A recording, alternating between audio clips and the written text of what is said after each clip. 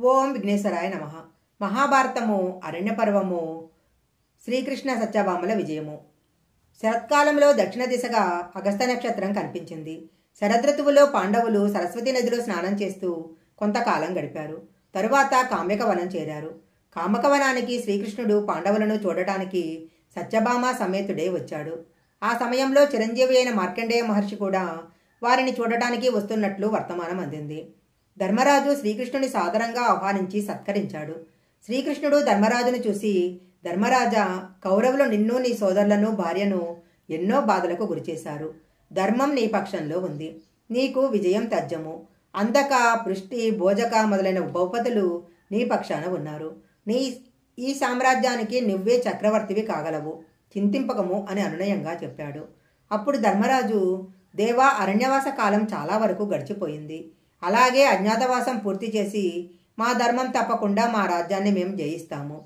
నీ దయ మా మీద ఉంటే మాకు చాలు. భారమంతా నీ మీద మోపుతున్నాను అన్నాడు. అప్పుడు శ్రీకృష్ణుడు అక్కడే ఉన్న ద్రౌపదిని చూసి, ద్రౌపది, నీ కుమారులు యాదవరాజ కుమారులతో కలిసి సంతోషంగా ఉన్నారు. అస్త్రశస్త్ర విద్యలు అభ్యసిస్తున్నారు. నా చెల్లెలు సుభద్ర తన కుమారుని కంటే నీ కుమారుల మీద ఎక్కువ ప్రేమ చూపిస్తుంది. నువ్వు వాళ్ళ గురించి చింతపడవద్దు అన్నాడు. ఒకరోజు మార్కండేయ మహర్షి పాండవుల దగ్గరకు వచ్చాడు. ధర్మరాజు శ్రీకృష్ణాదులతో మహర్షికి అతిథి సత్కారాలు చేశాడు. అప్పుడు ధర్మరాజు మార్కండేయ మహర్షితో, మేమెప్పుడూ ధర్మం తప్పి చరించలేము. అయినా ఈ విధంగా బాధలు పడుతున్నాము. దాత్రరాష్ట్రులు అధర్మవర్తనులు. అయినా పాపకార్యాలు చేస్తూనే సకల సుఖాలు అనుభవిస్తున్నారు. దీనికి కారణం ఏంటి? మనుషులు తాము చేసిన కర్మల ఫలాన్ని ఈ లోకంలోనే అనుభవిస్తారా, లేక పరలోకంలో అనుభవిస్తారా? విశ్వకర్త అయిన ఈశ్వరుని చూడని వాడు కర్మఫలం అనుభవించడా? ఈ దేహంతోనే కర్మలు వెడలిపోతాయా? ఇవన్నీ కూడా నాకు వివరంగా చెప్పండి అని అడిగాడు. అప్పుడు మార్కండేయ మహర్షి ఇలా చెప్పాడు. మొదట ప్రథమకల్పంలో అత్యంత నిర్మలమైన శరీరాలను భగవంతుడు సృష్టించాడు.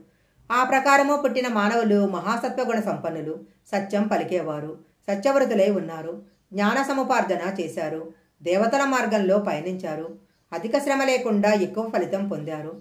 ధర్మం తప్పకుండా చరించారు. వారికి ఎలాంటి దుర్గుణాలు లేవు. అధిక సంతానవంతులై వేల సంవత్సరాలు జీవించారు. క్రమంగా వారిలో కామము, లోభము, మదము, మాత్సర్యం లాంటి దుర్గుణాలు ప్రవేశించాయి. అప్పుడు దేవతలు వారిని వదిలేశారు. మానవులలో బలం క్షీణించింది. సంపదలు తొలగిపోయి దరిద్రులయ్యారు.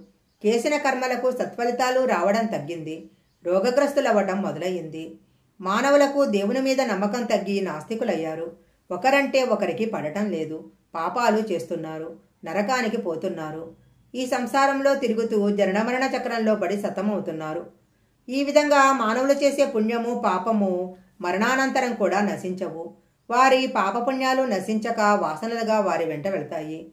కొందరు వారు చేసిన పాపపుణ్యాలు ఈ జన్మలోనే ఫలితం అనుభవిస్తారు. కొందరు స్వర్గంలోనూ నరకంలోనూ అనుభవిస్తారు. ఈ లోకంలోనూ పరలోకంలోనూ కూడా సుఖం ఉండదు. కొంతమంది ఎక్కువ ధనం సంపాదిస్తారు, కానీ మోహలోభం కలిగి స్వసుఖాలకు మాత్రమే ధనం ఉపయోగిస్తారు. ఇంద్రియ సుఖాలకు మాత్రమే వెచ్చిస్తారు, కానీ పుణ్యకార్యాలు చేయరు. నువ్వు ఎక్కువ పుణ్యకార్యాలు చేశావు. వేదాధ్యయనము, తీర్థయాత్రలు చేయటం లాంటి పుణ్యకార్యాలు అనేకం చేశావు. ధర్మవర్తివి కాబట్టి ఈ లోకంలో కష్టాలు అనుభవించిన పరలోక సుఖం లభిస్తుంది. ధర్మరాజా, మీరు దేవతాంశలతో జన్మించారు. ధర్మం తప్పకుండా చరించి శత్రువులను జయిస్తారు. భూభారాన్ని తగ్గిస్తారు. ఎన్నో యజ్ఞయాగాదులు చేసి దేవత్వాన్ని పొందుతారు. ఇలా అని మార్కండేయ మహర్షి చెప్పాడు. అప్పుడు ధర్మరాజు మార్కండేయ మహర్షితో బ్రాహ్మణ ప్రభావం గురించి చెప్పమని కోరాడు. అప్పుడు మహర్షి, పూర్వము ఐహవ వంశోద్భదుడైన దుందుమారుడు అనే రాజు వేట నిమిత్తం అడవిలో తిరుగుతూ ఒకచోట జింగ చర్మాన్ని ఉత్తరీయంగా కట్టుకున్న బ్రాహ్మణుని చూసి అది మృగం అనుకుని బాణంతో కొట్టాడు. తరువాత తాను చంపింది బ్రాహ్మణుడనని తెలుసుకొని దుఃఖించాడు. వంశపెద్దలను వెంటబెట్టుకుని తార్షుడు అనే ముని దగ్గరకు వెళ్లి పరిహారం చెప్పమని కోరాడు. ఆ మహాముని చిరునవ్వుతో తన కుమారుని పిలిచి, ఇతడేనా మీ రాజు చంపిన బ్రాహ్మణుడు అని అడిగాడు. అప్పుడు వారు ఆశ్చర్యపడి, ఈ మునికుమారుడు మా మహారాజు చేతిలో చనిపోయాడు. మరలా ఎలా బ్రతికాడు అని అడిగారు. అందుకు ఆ ముని, మేము కొన్ని నియమాలు పాటిస్తాము.